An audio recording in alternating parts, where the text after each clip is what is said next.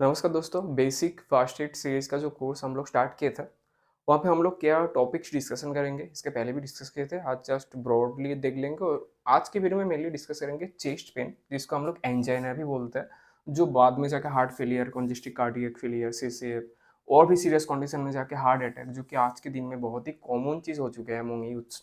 After pre Covid Covid के बाद जो हम लोगों को जो वैक्सीन दिया गया था, उसके साइड इफेक्ट्स में भी बहुत सारा आर्टिकल में आ रहा है कि हार्ट के मसल में वहाँ पे अच्छे से रिएक्ट नहीं कर रहे, जिसकी वजह से हार्ट अटैक ये सब सिम्टम्स आ रहे हैं।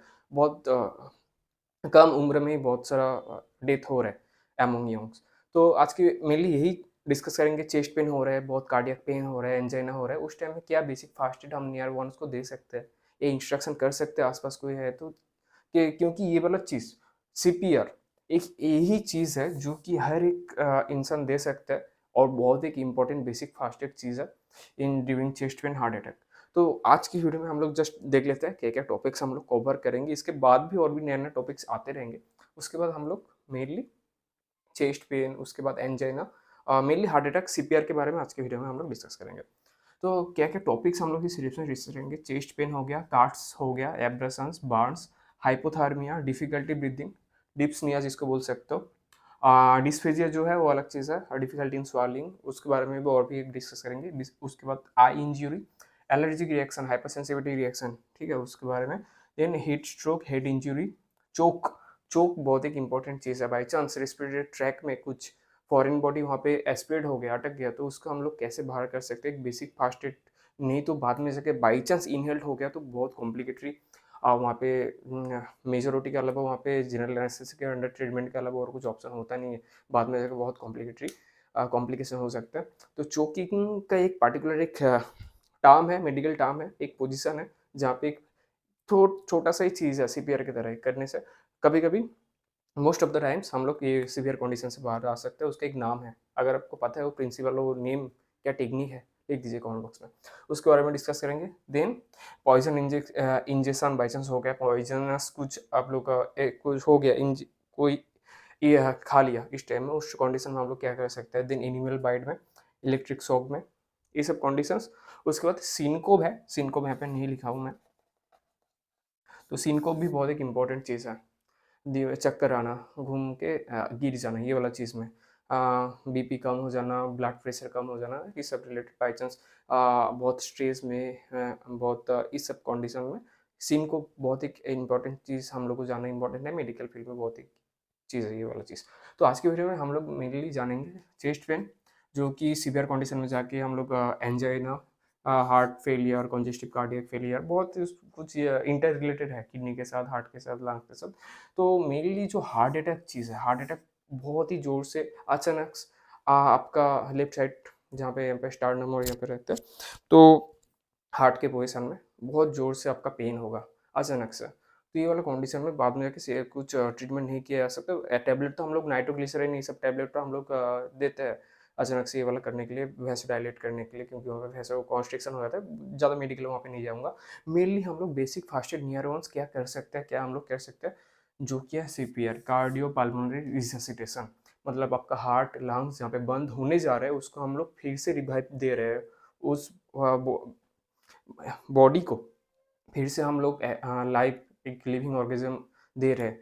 तो सीपीआर, कार्डियो पल्मोनरी, कार्डियो मतलब हार्ट, पल्मोनरी मतलब लंग्स, रिससिटेशन, तो बहुत ही इंपॉर्टेंट चीज़ है। यहाँ पे मेनली जो पर्सन यहाँ पे चेस्ट में पेन हो गया, अचानक से गिर गया, उसके इमीडिएटली आपको लेफ्ट साइड में जाना है, हार्ट के साइड में जाके पेशेंट को अच्छे से चेक करना है, और सुपाइन पोजिशन में है, उसको चेक करना है।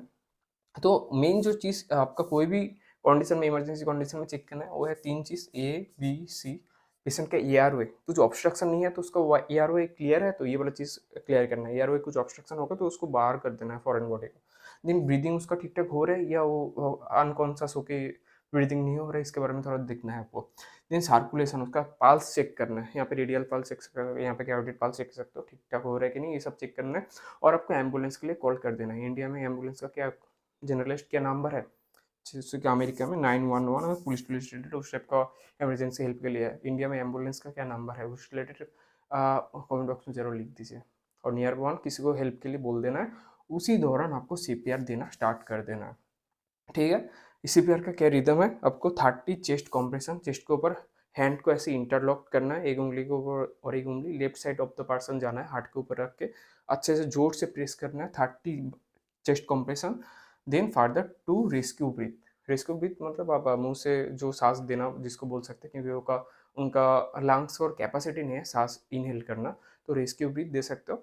कभी कभी ये रेस्क्यू ब्रीथ अगर दिया नहीं जा सकता, बाई चांस आपको ऑकवर्ड लग रही है ये वाला पोजिशन, एटलीस्ट 30 चेस्ट कंप्रेशन बहुत ही सफिशियंट हो जाता है। तो 30 मेनली जो सीपीआर का होता है 30 चेस्ट कंप्रेशन, उसके बाद थ्री टू रेस्क्यू ब्रीथ। वो सर्किल कंटिन्यू चलेगा जब तक वो अनकॉन्शियस स्टेट से ना कॉन्शियस स्टेट में आ जाए, ये वाला चीज़ करना है। और 30 चेस्ट कंप्रेशन के भी रिदम है, ऐसे नहीं एक सेकंड में एक ही चेस्ट कंप्रेशन दिया, बहुत ही जोर से देना है मिनट में, मतलब 60 सेकेंड्स में आपको 100 to 120 टाइम्स उस हिसाब से आपको देना है 30 चेस्ट कंप्रेशन। एक सेकंड में 2-3 चेस्ट कंप्रेशन देना है। उसका डेप्थ भी देखिए, आपको 1.5 to 2 इंच डेप्थ में जाएगा, बहुत ही डेप्थ में जाके जोर जोर से आपको बार। मेनली क्या होता है हार्ट अटैक में, वैसोडाइलेट होकर हार्ट का मेन जो सर्विस होता है बॉडी का पूरा जगह में ब्लड सप्लाई करना, सब कुछ मेंटेन करना, एक सप्लाई मेंटेन करना हम लोगों को, circulatory system, blood circulatory system वो ब्लॉक हो जाता है हार्ट में, और उतना एनर्जी नहीं होता है जो पूरा बॉडी में ब्लड सप्लाई कर सकते हैं। तो आप मैनुअली ये वाला सप्लाई कर रहे हो, तो मैनुअली मतलब पूरा बॉडी में ब्लड सप्लाई करने के लिए कितना प्रेशर चाहिए, ये वाला देखो 1.5 to 2 इंच डेप्थ में देना है। उसके साथ ये वाला frequency 30 chest compression two rescue with lungs के लिए कॉन्टिन्यू। ये वाला साइकिल खत्म हो गया, फिर से और एक साइकिल, जब तक ना वो अनकॉन्शियस स्टेट से कॉन्शियस स्टेट में आ जाए, ये वाला कंटिन्यू करना है। और जब एम्बुलेंस आएगा तो उसका जो मार्क्स ऑक्सीजन का जो सिलेंडर मार्क्स रख सीखे इमीडिएटली आपको हॉस्पिटल के लिए भेज देना है। ये बेसिक एक चीज़ है, बेसिक फास्ट एड चीज़ इंडिया में हर एक पर्सन को मुझे लगता है, मेडिकल्स तो थोड़ा बहुत पता ही है, लेकिन नॉर्मल इंसान को इसके बारे में जानना इंपॉर्टेंट है बहुत ही। आजकल दिन में कोविड के बाद से मैक्सिमम वैक्सीन के साइड इफेक्ट की वजह से बहुत कुछ कारण के लिए हार्ट अटैक, हार्ट ब्रेक कभी क्या अलग, वो मैं अलग वीडियोस में डिस्कस करूंगा साइड इफेक्ट्स, फिर हर चीज़ इमोशनल स्ट्रेस से लेके वर्क स्ट्रेस से लेके, ये तो इंडिया में है ही बहुत। 72 आवर्स से वीक, 80 आवर्स 90 आवर्स से वीक जॉब का जो चल रहा है, ठीक है, नारायण मूर्ति उसका वो, सो स्ट्रेस की वजह से तो अलग तो हो रहा है हार्ट अटैक। लेकिन नॉर्मल आपके आसपास किसका हो गए तो एटलीस्ट ये हम लोग प्रोवाइड कर सकते हैं, बेसिक हम लोग ये जानना चाहिए। 30 चेस्ट कंप्रेशन तो एटलीस्ट दे ही सकते हैं, टू रेस्क्यू भी दे पाए या ना पाए वो देंगे तो और भी अच्छा है, ठीक है। ऐसे ही इट्स स्प्रेड नहीं होता है, ठीक है, वो जैसे लगता है सब किसी में ऐसा होता भी नहीं है, ठीक है, वो अलग चीज़ है। लेकिन ये वाला मेनली चीज़ था। आपका रिदम में बोल दिया, इस रिदम में होगा ये जो प्रोसीजर है 30 chest compression two rescue breath, और इतना डेप्थ में देना है, लेफ्ट साइड में जाके हार्ट के ऊपर इंटरलॉक करके जो से प्रेस करके आपको देना है, इस रिदम में करना है। उसके पहले एयरवे ब्रीदिंग सर्कुलेशन उसका सब चेक कर लेना है ठीक ठाक सब कुछ हो रहा है या नहीं, अगर अनकॉन्शियस स्टेट में है तो कौन सा स्टेट में जब तक नहीं आए, ये बार बार सर्कुलेशन में ऐसे रिपीटेटिव फेज में ये वाला चीज़ करना है। तो बहुत ही एक इम्पॉर्टेंट चीज़ है, हर किसी को हो रहा है। तो मेरे चैनल के साथ जुड़े रहिए, चैनल को सब्सक्राइब कर दीजिए, कुछ भी क्वेरी तो कमेंट बॉक्स में पूछ सकते हैं, मेरा पर्सनल व्हाट्सएप में पूछ सकते हैं, नंबर दिया और डिस्क्रिप्शन बॉक्स में, कमेंट बॉक्स में, व्हाट्सएप में एक ग्रुप है, ज्वाइन कर लीजिए। ऑनलाइन में कंसल्टेशन चाहिए वेरियस टॉपिक्स पे देता हूँ, नंबर सेव करने के बाद कैटलॉग्स में आकर देख सकते हैं। आज की वीडियो यहाँ पे खत्म करते हैं, मिलते हैं नेक्स्ट वीडियो में। Thank you.